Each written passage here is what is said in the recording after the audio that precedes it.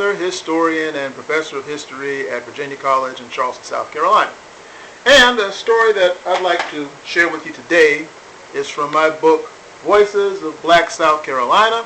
It was about a great lady who was known in the Charleston, South Carolina area as Miss Septima Poinsette Clark.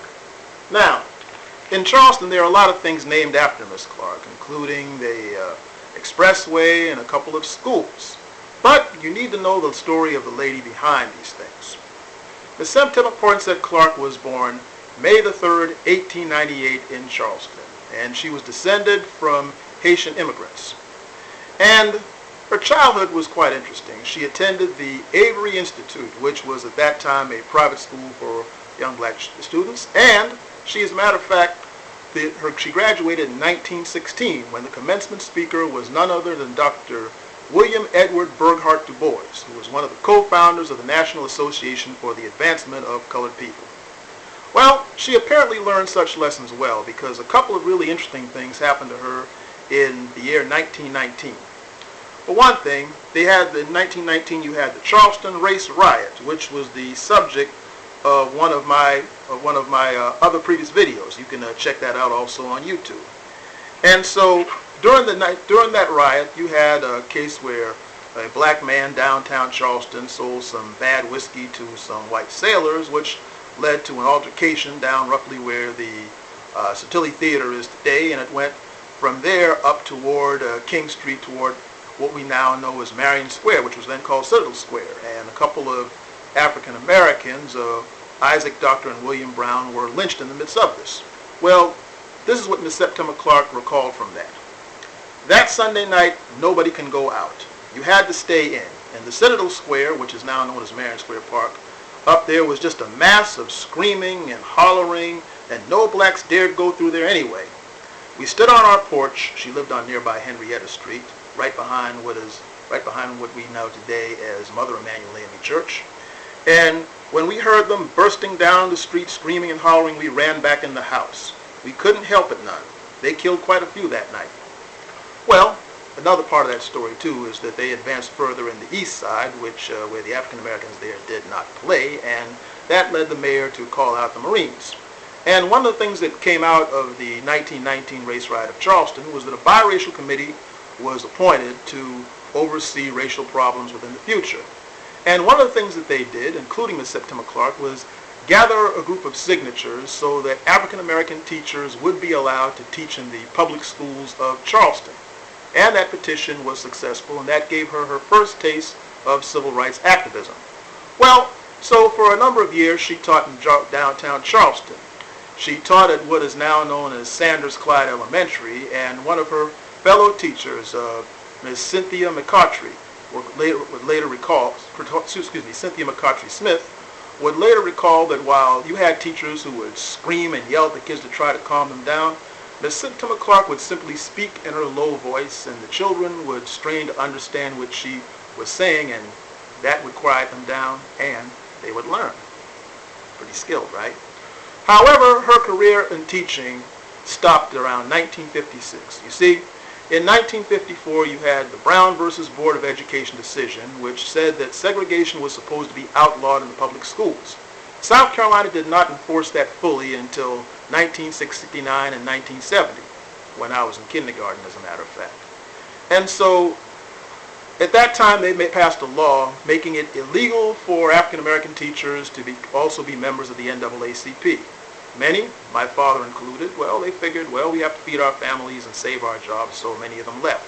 Miss Clark didn't do that. And because of her refusal to quit the National Association of Advancement of Colored People, she was fired. However, she didn't remain inactive after that. She was attending classes at the Highlander Folk Institute in Monteagle, Tennessee, with a young Rosa Parks, I might add.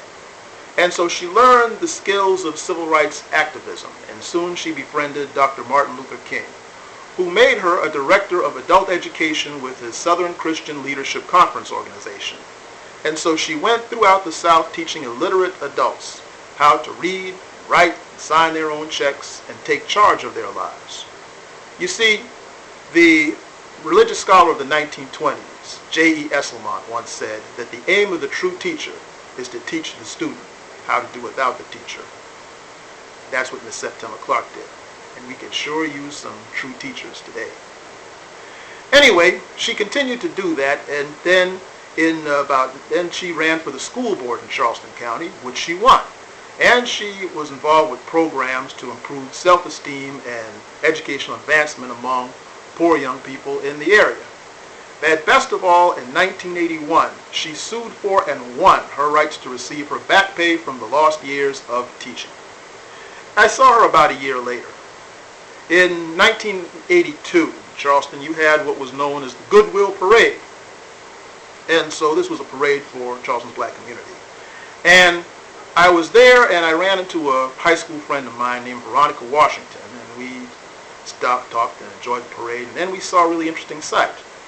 There was a huge float passing by, and on it was this elderly black lady with a crown on her head, queen's crown, holding up a spectra, and the people were in slow reverence walking around the float as it walked by, touching the float, and people were waving and yelling, "Miss Clark, Miss Clark!" And Veronica said, "Dame, who's that?" And I said, "Oh, you know, that's Miss Septima Clark. She was involved with Martin Luther King and the Civil Rights Movement." And that much I knew from reading the newspapers in those days. But that was my one encounter with her, and even then as well as now, it touched me to see the appreciation that her community had for her with all she went through. And there's another really good story like that I recorded in my book, Voices of Black South Carolina. Ms. Sherry Gadsden, who is today a librarian at the College of Charleston, told me that the children at her church performed a play about Rosa Parks. And Miss Septima Clark got up and spoke, and then she said that someone was holding her then infant nephew, Walter Trey Nelson, and that she placed the child in her arms and spoke to the boy as if she was the only one in the room, and said directly and emphatically, as if he was old enough to understand about what she had gone through and others who paved the way so that he would be able to enjoy his successful career. Well, in the midst of all of that, that was the life that Miss Septima Clark led up to her death on December the 15th, 1987. And it's important to tell that story because, as I said before, in Charleston, you have all these monuments named after Miss Septima Clark, as well as these schools and so forth, but very few of the young people know who is the person behind those monuments. And unless these young people know the story behind these people, who these streets and monuments are named after, we can't let all of that be in vain. This is Damon Fordham talking about Miss Septima Poinsette Clark.